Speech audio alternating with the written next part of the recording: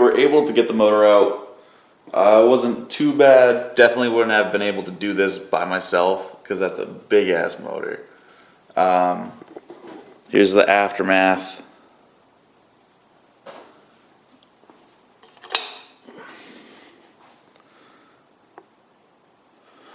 So yeah, here we are. So basically I gotta take off the cylinder heads, look at the valves, see, I mean it's definitely leaking. I'll try to get a light. You see how it's wet. So yeah, I'll pull those off and get the verdict.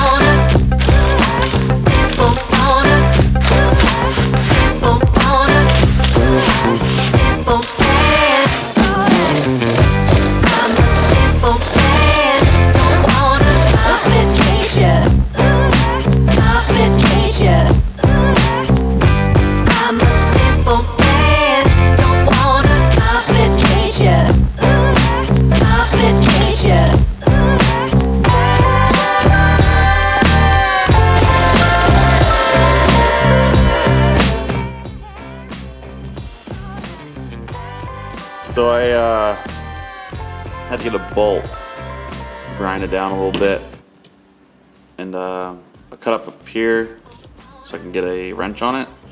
But this is for going and pulling these out.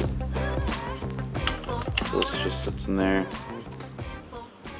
You loosen it and pull it out. I'm a simple man, don't wanna complicate you. I'm a simple man, don't wanna complicate you. I'm so glad this did not break. That's from up there to down there. That's quite a fall. Damn. That would have sucked. Alright, well, this is loose.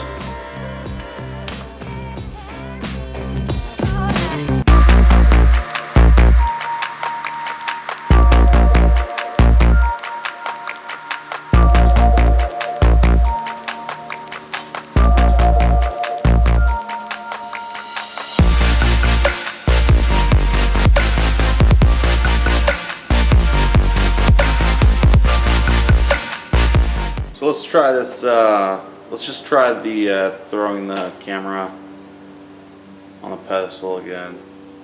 We'll see how it goes. Gotta get the shot. You know what I mean? Gotta get the shot.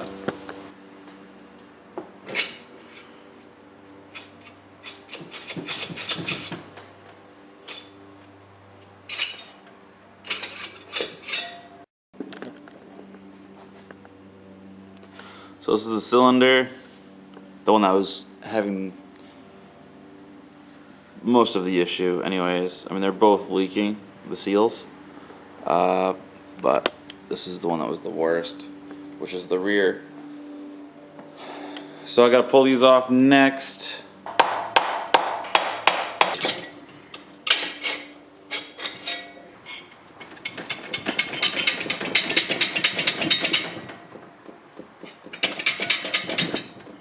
Thank you guys for watching. This should be, the second part should be up in a couple weeks probably. depending if he wants to just do it as like a winter complete rebuild. But I'd like to get this done as soon as possible so I can get more shop space because I have a few jobs hopefully coming down the line. So yeah, hopefully a couple weeks. I know I'll have another video for the YZ450. That'll be next. Thank you for watching.